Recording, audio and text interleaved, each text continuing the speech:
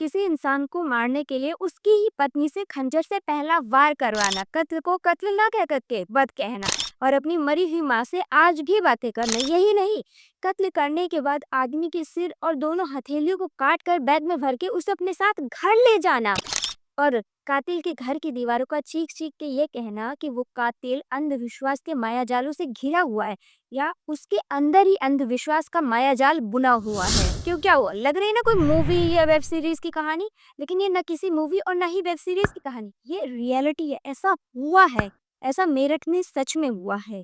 पता नहीं ये जमाना समाज पता नहीं किस किस दुनिया में किधर जा रहा है, कुछ समझ में नहीं आ रहा है, लेकिन ऐसा रियलिटी में हुआ है। भाई ये चीजें सुन के ना रूह कांप जाती है। ऐसा केस हुआ है मेरठ में। वैसे ज्यादातर लोगों को अब तक इस बारे में पता चल चुका होगा, लेकिन जिन्हें नहीं पता उन्हें मैं पूरी स्टोरी इस वीडियो में बताती हूँ। यह है मेरठ की सौरभ राजपूत। ऐसा बताया जाता है कि ये मर्चेंट नेवी में पहले काम किया करते थे, उसके बाद इन्होंने वो जॉब छोड़ के लंदन की किसी बेकरी में काम करने लगे थे। लेकिन इनकी पत्नी और इनकी बेटी मेरठ के ही इंदिरा नगर कॉलोनी में किराए के मकान पर रहती थी। क्योंकि सौरभ और मुस्कान ने लव मैरिज की हुई थी, इस वजह से सौरभ के घर वाले लोगों से कोई खास रिश्ता रखते नहीं थे। उधर लंदन में सौरभ अपना काम कर रहा था और इधर धीरे धीरे करते मुस्कान की उसके ही स्कूल फ्रेंड साहिल से नजदीकियां बढ़ने लगी। धीरे धीरे करके ये नजदीकियां काफी बढ़ गई और जब सौरभ को इस बात का पता चला तो मुस्कान और सौरभ के बीच में आए दिन झगड़े होने लगे।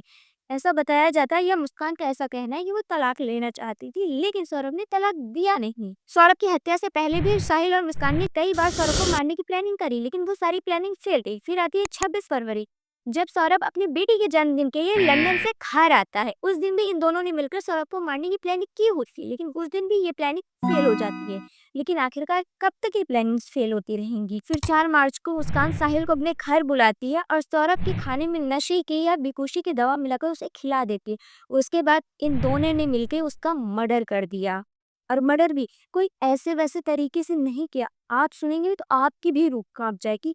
इस तरीके ने आप सोच भी नहीं सकते कि एक पत्नी अपने पति का ऐसे मर्डर कर सकती है। सौरभ को मारने के लिए खंजर से साहिल ने पहला वार उसकी पत्नी के हाथों मुस्कान द्वारा ही करवाया उस पर।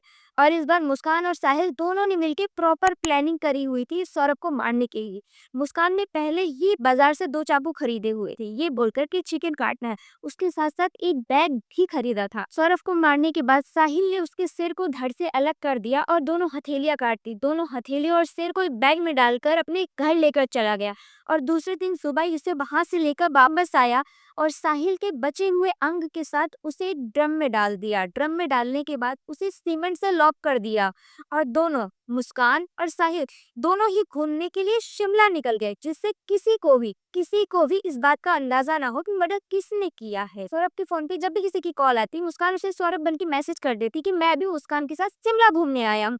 यह सिलसिला कई दिनों तक चलता है, लेकिन जब मुस्कान शिमला से वापस आई तो उसके घर वाले, उसके मम्मी पापा ने जब पूछा कि सौरभ कहाँ है, कई बार पूछने के बाद उसने बताया कि सौरभ का मर्डर हो गया, लेकिन उसने बताया कि सौरभ के परिवार वालों ने उसका मर्डर कर दिया। इस बात पर मुस्कान के पेरेंट्स को बिल्कुल भी भरोसा नहीं हुआ। बार बार पूछे जाने के बाद मुस्कान ने एक्सेप्ट कर ली। मुस्कान की मां ने ही उसके और साहिल के खिलाफ कंप्लेंट फाइल करवाई और जो चीजें मुस्कान ने उन्हें बताई थी वो सारी चीजें उन्होंने पुलिस को बता दी।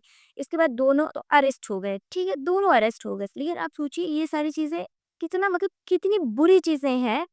अभी वो लोग अरेस्ट हैं, ठीक है, बहुत सारे एक्शन हो गए, लेकिन क्या जरूरत है ये सब चीजें करने की? मतलब क्या, कोई रीजन नहीं, कुछ नहीं, किसी भी इंसान को कोई भी किस भी तरीके से। और बताया जाता है ये जो ये ड्रम वाला आइडिया था वो किसी सीरीज से उठाया गया था, कहीं से उन्होंने देखा वो चीज उठाई।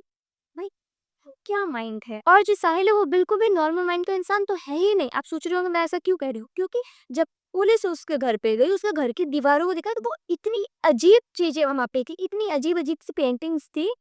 भाई ऐसा लगता है ना कि वो ऐसा अंधविश्वासों से घिरा हुआ है, पूरा अंधविश्वास है उसके अंदर भरा हुआ है वो सारी चीजें। और यही नहीं, वो अपनी माँ से बातें करता था, उस माँ से जो कई सालों पहले, कई काफी सालों पहले जिसकी मृत्यु हो गई थी। इस लड़की ने अपने पति पे चीट किया। और क्यों किया? मतलब चीट करने का कोई एक रीजन होता है इंसान के पास? नहीं, मतलब मेरे ख्याल से चीटिंग का कोई रीजन नहीं होता।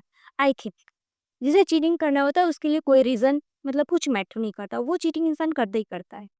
और बाकी मैं क्या ही बोलूँ इस टॉपिक पे, तो ज़्यादा कुछ ऐसा बोलने का मन भी नहीं करता क्योंकि इतना सेंसिटिव टॉपिक है। और लोग इतने बुरे माइंड के 1-2 केसेस नहीं, मुझे तो ऐसा लगता है हर दिन आए दिन ऐसे केसेस बढ़ते ही जा रहे हैं। आज के लिए सिर्फ इतना ही, अब मिलेंगे अपने नेक्स्ट वीडियो में। Bye bye.